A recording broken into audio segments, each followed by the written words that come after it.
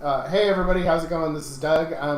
We just wanted to give you a quick update of where we're at with HomesNOW, and to tell you some cool new things that are coming up that might be a potential opportunity for us. So the first part of this is that, and Jim is here too. He's in the corner here. Hey Jim, how's it going? Hi, everybody. I am going to play a video here really quick. That is the house that we've got going on. Let me start playing it here. So this house is at 3700 James Street, right? And the reason why the house is not occupied is because they're thinking about widening the James Street Road within 10 years. And so if they widen the road, they might actually have to demolish this house. But in the meantime, while they're not demolishing the road, the house is completely empty and in good condition. And so we are trying to approach the city. And when we went to the Whatcom Planning Commission a couple weeks ago, we went there and somebody from I think it was Mike Estes, he sent us a PDF file of surplus properties in the county for the city of Bellingham. So we looked through that, and this house looked very promising for. We want to set up a homeless shelter, for the house being a homeless shelter that would house 3 people or more later if the zoning gets changed. And it looked like it had a lot of land. We can set up a community garden. You can see in the video, I'm going through the greenhouse right now. That's here. It has a nice little fire pit in the back. It is in very good condition. Only 2 windows are broken, so most of the windows are intact, and the other 2 are boarded up. And so we're coming to the city with this, and we're saying, hey, we can repair this house and put it to use and house homeless people. And what we're trying to do with this house, the first people we're taking in are people that are homeless, but they have income. So we have one couple in mind. They work. There's another person that's a veteran and another person who is on disability. And so they have some income coming in, but they can't afford the rent where they live. Or in Bellingham, the rents are going up. They've gone up 100% in like 5 years. So basically, we're trying to set up a nonprofit shelter that can get someone housed transitionally and semi-permanently. Here, I'm getting a Jim on here again. Sorry guys. Whoops. Close that. Okay. So, yeah, we're trying to get people housed semi-permanently. We want them to get into their own place, of course, after being there for a while, but it would be a safe place. They could be for 6 months, a year, whatever it takes, and they wouldn't be on the streets anymore. And so we obviously don't have a constant source of grants or funding coming in, so we're thinking of something that is sustainable and that we can sustain. Even if we didn't get any donations in, we'd still be okay. So we're trying to go to the city with hey, we need $1 lease on this land. You've done this for other groups, maybe you could do this for us. And if you want us to leave later because you're going to expand the road or whatever, we can leave, or we can remodel it or whatever. We'll handle the repairs, and we're just trying to house homeless people. So we went to city council recently. We talked to April Barker.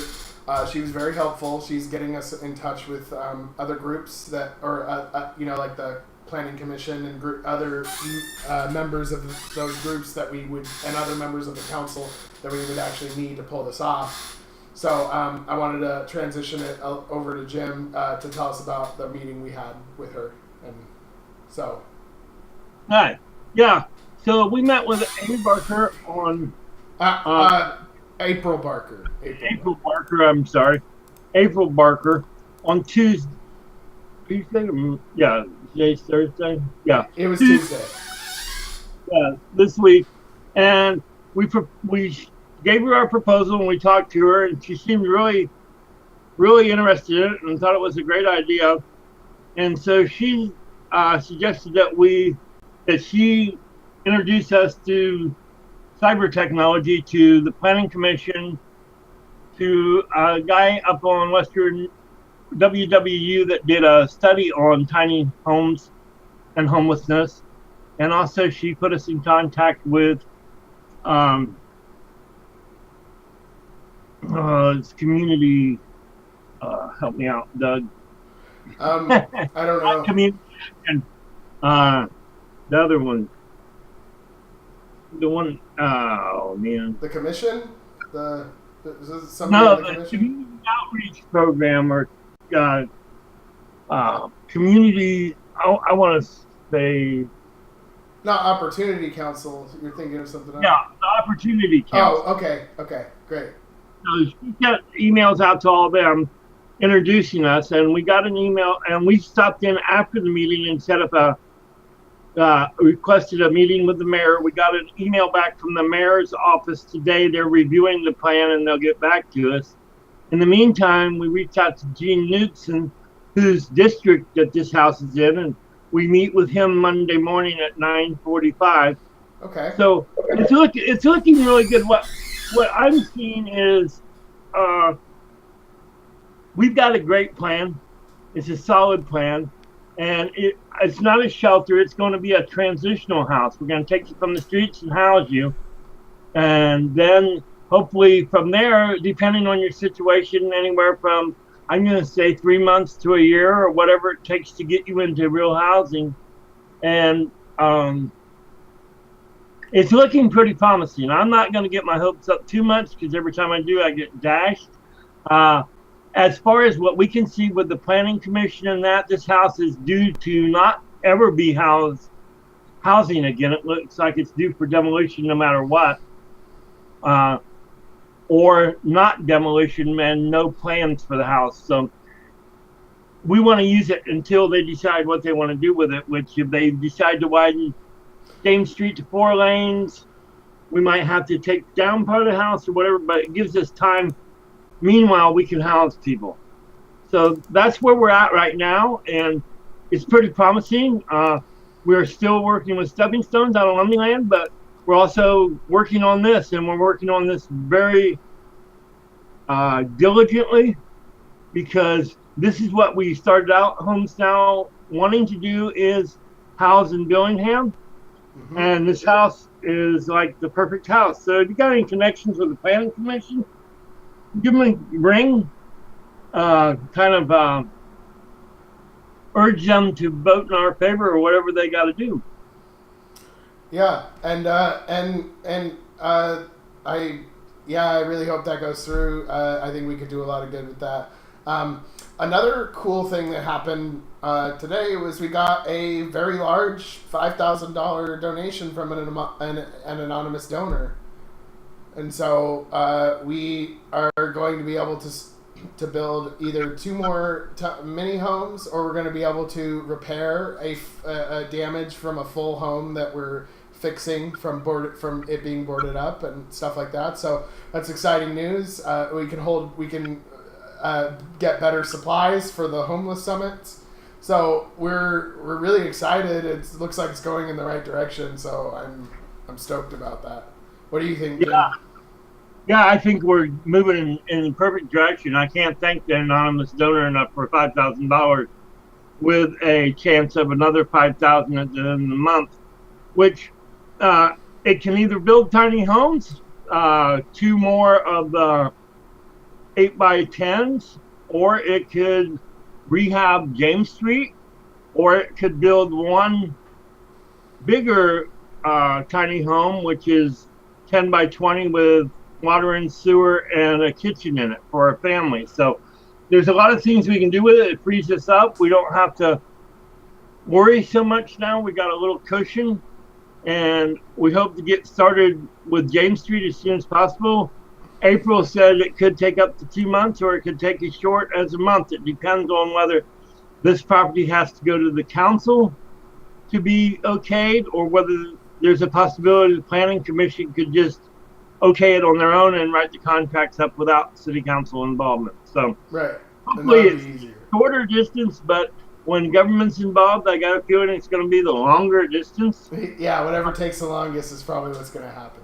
So yeah, that's what we plan on, and we're not going to let up on them. We're going to keep pressure on them. We're going to keep in contact with them and make this happen. I don't want them to just look at the proposal and then think we're going to go away because we got the proposal to them. We're going to keep putting pressure on them. We want an answer, yes or no, why not, and keep going. And we're going to keep finding other properties too that could potentially be used. And I looked through the properties and I saw another one that I'm going to go look at tomorrow. It's already, the city's got it marked as homeless camp problem, so I want to go look at it and see what kind of problem they have and see if there's something that HomesNOW. Really? Was that in the document? I didn't see it in the document. I must have missed it. Yeah, it's lot number 400. Wow, if that's the problem, maybe we can do something to make it not a problem. I'm thinking if nothing else, maybe HomesNOW can go in there and get some volunteers to help clean it up and maybe even provide a dumpster near the site. We can't put it on the site because April said if we do that, then the city's condoning camping. Right. So maybe we can put it near some place where it's not condoning camping, but it's helping the campers out. Right. Yeah. I hear you. Maybe one thing we could do. I don't know. This is just me theorizing. I don't know what the rules are around it, but maybe there's a way we could set up like some storage there, so that maybe they could store their stuff and they don't have to worry about it getting stolen at their camp or whatever. It's right in your neighborhood also, Doug. Is it? Where is it? I'd have to look real quick. Oh, okay. Never mind. Sorry. We'll look it up, but I'm fine with that. I'd be fine with it in my neighborhood, whatever.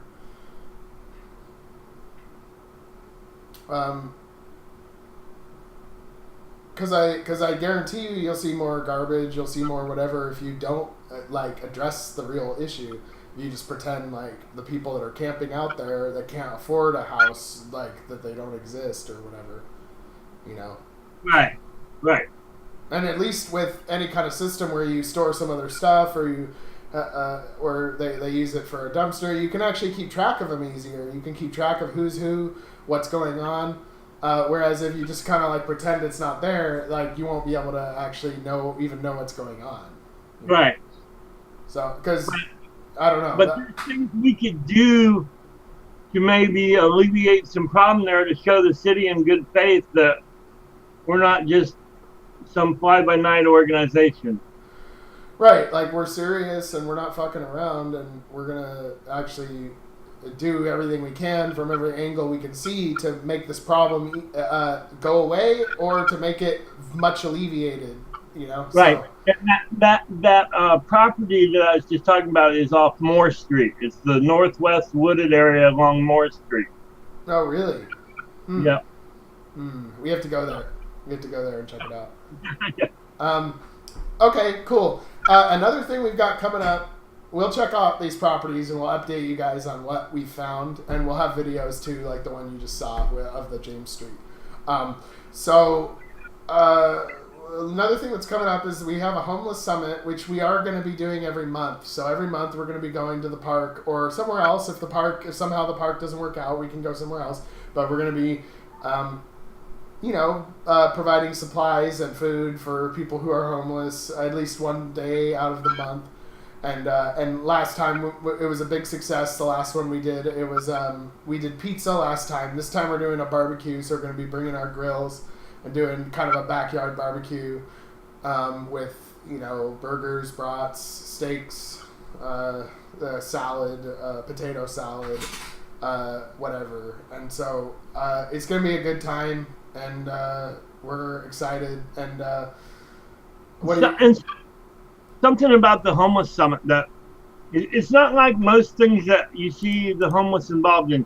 There are no microphones, there are no stages, there's no agenda. What we do is we want citizens that are home that maybe they have a bad attitude towards homeless people. Maybe they think they're all a bunch of drunken bums and addicts and they just stink and stuff.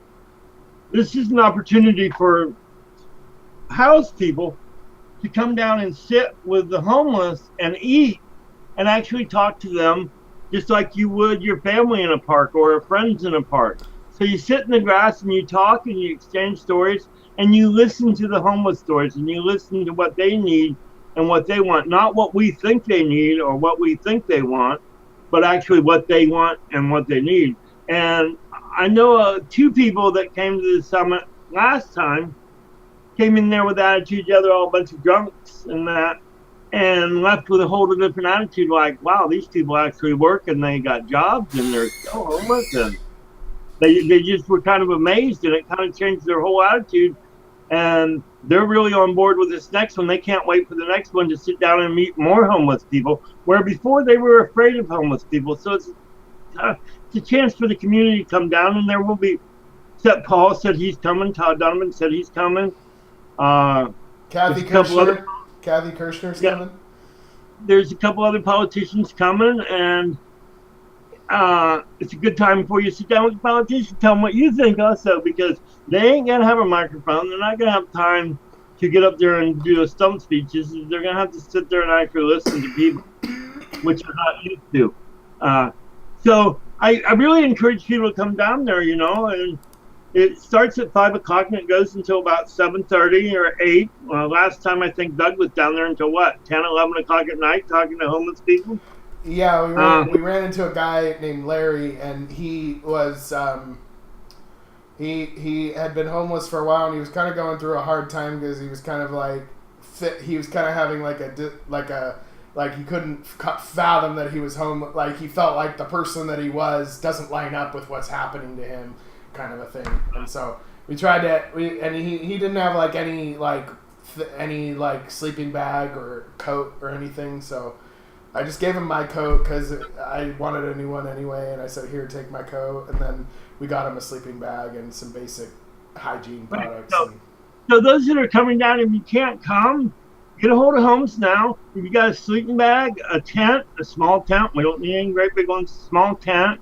If you got old cell phones that still hook up, not on a plan, that still hook up to Wi-Fi, we can use those phones and get them phone numbers to help them with jobs, communicating with their family, communicating with support services.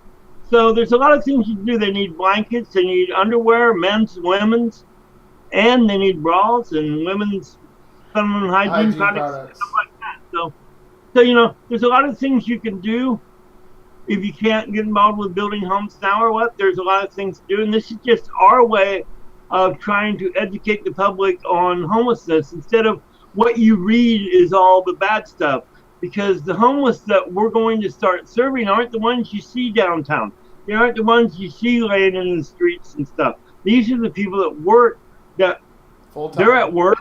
They're not holding signs for work for food and nothing. They're working. And then they go and find a place to hide, whether it's in the woods or out in the country in their car, and they camp, and then they come back the next day and work. So, people like that don't need, it's kind of amazing that this couple that we've been talking about, Ray and Matthew, they've been working for 10 months and still can't afford to get out because it costs so much to be homeless, because then you got to eat in restaurants and stuff, because yeah, you can store stuff in a cooler, but then if you don't have money for ice and all your food goes bad, and if you don't have any place to cook, where you're going to cook it anyways.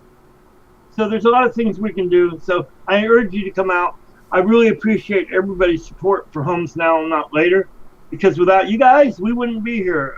Well, yeah, we would, because we're going to do this one way or another. Mm-hmm. I don't know how. But we would have made less progress by now unless you were helping us too.